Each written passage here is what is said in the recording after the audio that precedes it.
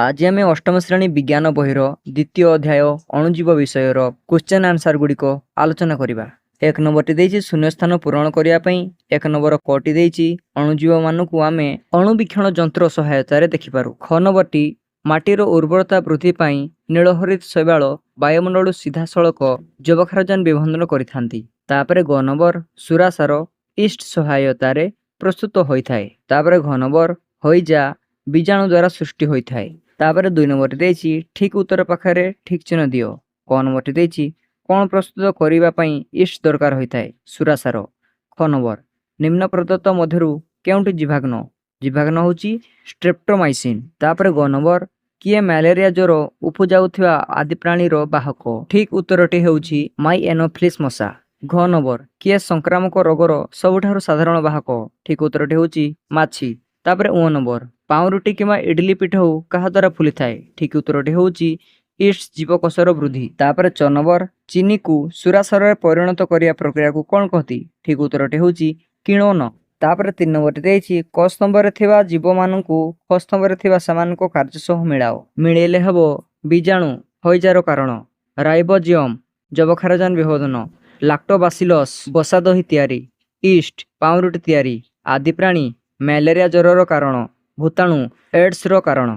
तापर 4 नंबर कही अणुजीव मानकु खाली आखिरे देखिपारिबा कि जदि ना तेबे कहा साहाय्य से गुड़िक देखिपारिबा। उत्तर अणुजीव गुड़िकु खाली आखिरे देखि हेबो नाही, ए गुड़िकु माइक्रोस्कोप साहाय्य देखिपारिबा। तापर 5 नंबर देछि अणुजीव मानकु अंतर्भुक्त करा जायथवा प्रधान श्रेणी गुड़िक कोन। उत्तर अणुजीव मानकु अंतर्भुक्त करा जायथवा प्रधान श्रेणी गुड़िक हला बीजाणु, आदि प्राणी, कवक, शैवाल। तापर 6 नंबर कही माटी जबखारजान विबंधन करुवा अणुजीवर नाम लेख। उत्तर माटी जबखारजान विबंधन करुवा अणुजीव हेले केतेक नीलहरित शैवाल एवं बीजाणु। तापर 7 नंबर कही आम पई अणुजीव गुड़िकर उपकारिता संबंध में 10 धाड़ी लेख। सही 10 धाड़ी गुड़िक हेले नंबर 1 पॉइंट क्षीरु दही, दही छेना प्रस्तुति लैक्टोबासिलस नामक बीजाणु द्वारा संभव होता है। पॉइंट नंबर 2 ईस्ट नामक अणुजीव पाउरुटी तैयारी रे व्यवहार करा जाए। पॉइंट नंबर 3 राइजोबियम नामक बीजाणु जबखारजान विबंधन करिथाए। पॉइंट नंबर 4 बीजाणु माने औषध प्रस्तुति रे व्यवहृत हुअंती। पॉइंट नंबर 5 पेनिसिलियम नामक एक प्रकार कवकरु पेनिसिलिन इंजेक्शन प्रस्तुत करा जायथाए। पॉइंट नंबर 6 केतेक अणुजीव जैव अपघटन रे सहाय्य करिथांती। पॉइंट नंबर 7 सुरासार, मद, एसिटिक अम्ल आदि रासायनिक पदार्थ प्रस्तुति रे अणुजीव व्यवहार करा जायथाए। पॉइंट नंबर 8 गृहपालित पशुपक्षी मानकु रोगमुक्त करिया पई सेमानकर खाद्य सह खाइबाकू जेउ जीवाग्न दिया जाए ताहा केतेक अणुजीवर प्रस्तुत। पॉइंट नंबर 9 चकुली, इडली, केक आदि खाद्य पदार्थ प्रस्तुति रे अणुजीव व्यवहार करा जाए। पॉइंट नंबर 10 केतेक रोग प्रतिरोधक टीका और पिलामानकु जेउ टीका दिया जाए से सब टीका दुर्बल और मृत अणुजीवर तैयारी। तापरे 8 नंबर देछि जीवाग्न कौन, एहार व्यवहार पई की सतर्कता निया जायथाए। आंसर जीवाग्न बा एंटीबायोटिक अणुजीवर प्रस्तुत होता है।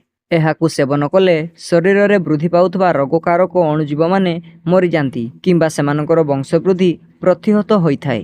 विभिन्न रोगर चिकित्सा पई एक निर्दिष्ट अणुजीवर वंशवृद्धि कराई सेथिरु जीवाग्न प्रस्तुत करा जायथाए। अणुजीवर प्रस्तुत स्ट्रेप्टोमाइसिन, टेट्रासाइक्लिन एवं एरिथ्रोमाइसिन भली केतेक जीवाग्न अनेक रोगर उपशम पई व्यवहार करा जाउची। केवल योग्य अनुभूति संपन्न डाक्तरों उपदेश अनुजाई जीवाग्न व्यवहार करने उचित। डाक्तरों परामर्श मानी यह सेवन करने आवश्यक। कम बेसी बा भूल मात्रा रे यह व्यवहार कले भविष्य में यह फलप्रद होई न थाए। अनावश्यक जीवाग्न व्यवहार कले यह आम शरीर रे थिबा उपकारी बीजाणु मानकु मारी देई थांती। तेबे यह थिला अणुजीव विषयर क्वेश्चन आंसर। जदि वीडियोटी भल लागिची तेबे मो चैनल को सब्सक्राइब करंतु। Thank you for watching.